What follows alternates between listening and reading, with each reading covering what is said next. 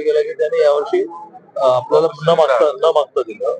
मग त्यांचं एनव्हीटीचं ऑफिस पण पुण्यामध्ये सुरू होणार आणि जागा पण दिली. आता विभागशा ते करू शकतात, पण त्यांचं ज्या प्रकाराने रिसिव्हिंग वाढलंय, काश्मीरमध्ये झाला बुक फेस्ट, दिल्लीमध्ये तर प्रचंड मोठा होता. तर विदेशात पहिला बुक फेस्ट बहुतेक एनबीटीचा दुबईला आहे बहुतेक. पण नागपूर त्यांनी स्वीकारला. दादा, पालकमंत्री पदाबाबत ज्या पक्षाचे आमदार जिल्ह्यात ज्या त्यांना मंत्रिपदाची संधी द्यावी असं काही ठरलंय का? कारण कोकाटे जे आमदार आहेत, मंत्री आहेत, त्याने असं फॉर्म्युला आहे असं म्हणतात. नाही, असं काही फॉर्म्युला ठरलेला नाही. तो असं फॉर्म्युला ठरला असेल मला माहित नाही, पण जनरल नॉलेज वर मी खूप चालतो की काय होऊ शकतं. तर ते जनरल नॉलेज मध्ये अशा प्रकारे संख्येवर ठरणार नाही. त्या जिल्ह्याची आवश्यकता, अनुभवी माणूस, थोडासा पॉलिटिकल बॅलन्स इम्बॅलन्स, काही पेंडिंग विषय, असे सगळे विषय घेऊन निर्णय होतो. आणि त्यामुळे पूर्वी एकच मुख्यमंत्री असायचे, आता एक मुख्यमंत्री, दोन उपमुख्यमंत्री आहेत. त्या तिघांची जी त्रिमूर्ती आहे ती इतकी ब्रिलियंट आणि एक्सपिरियन्स आहे की ते निर्णय करते. दादा, परभणी आणि बीडची घटना जी आहे ती अतिशय संवेदनशील आहे. गृहमंत्र्यांच्या विरोधात सातत्याने महाविकास आघाडी आधी सुद्धा बोलत होती आणि आता तर परत एकदा गृहमंत्री पद दिल्यानंतर पण आता सुरुवात पुन्हा एकदा टीकेवरच होती. मला असं वाटतं की दोन्ही सभागृहात, विधानसभा विधान परिषद, झालेल्या चर्चेला अतिशय स्पष्ट, साहसी, विश्वास लोकांना देणार असं उत्तर, चर्चेला जे उत्तर देतात, रिप्लाय, तो माननीय देवेंद्रजी दिला आहे. त्यात कुठेही त्याने हातचं राखलेलं नाही. त्याचं म्हणाले की जो जो या दोषी असेल त्या प्रत्येकाला शासन मिळेल. काल अजितदादा इमिजिएट गेले तिथे भेटायला. त्यामुळे बरं नुसतं रिप्लाय नव्हतं, तर ऍक्शन होत्या ना. पण माहितीचं सरकार येतात, राज्यातलाच एक कॅबिनेटचा मंत्री याचा आरोप सातत्याने त्यांच्यावर केला जाते. म्हणजे असं आहे की आपली लोकशाही इतकी त्यामुळे तिची ब्युटी अशी आहे, सुंदरता अशी आहे की कोणी कोणाला आरोप करू शकतो. आरोपातून काय होणार? माननीय देवेंद्रजी काय म्हणाले की आपला कोणावरही आरोप झालेला सिद्ध झाला, तुम्ही कोणालाही सोडणार नाही.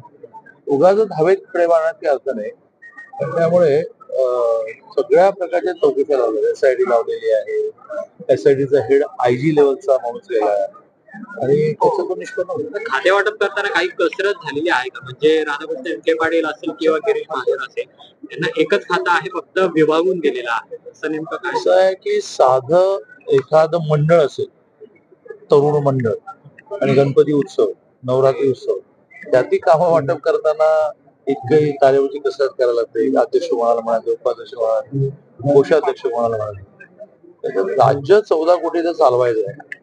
त्याच्यामध्ये कोणाला कुठलं खातं द्यायचं याचे आग्रही असतात आणि निर्णय करणारा खूप शांत डोक्याने निर्णय करतात. दादा आल्यामुळे जास्त कसरत करावी लागते.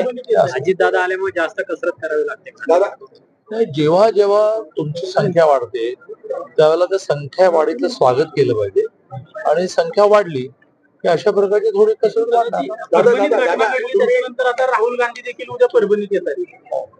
म्हटलं की मगाचं वाक्य मी, आणि मी काही वाक्य पुन्हा म्हणलो असतो की आपल्या लोकशाहीची सुंदरता अशी आहे ज्याच्यामध्ये कोणालाही काही म्हणायला परवानगी, कोणालाही कुठे जायला परवानगी.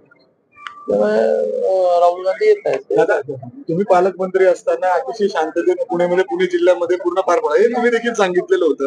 काय पाहिलं मी, काय म्हटलेलं पूर्ण शांत आहे. मी काही म्हटलेलं नव्हतं. बरं, ठीक आहे. थोडं पालकमंत्री लोडेड वाक्य अगदी जिल्ह्यात असं तुम्ही म्हणताय. आम्ही चर्चा आहे, लोकांचं म्हणणं आहे पुन्हा एकदा संधी मिळाली तर तुम्ही पालकमंत्री पद स्वीकाराल का? ठरलेलं उत्तर आहे की माझी पार्टी, माझा पक्ष, माझं नेतृत्व मला जे सांगेल ते मी स्वीकारतो आणि ते उत्तम करतो.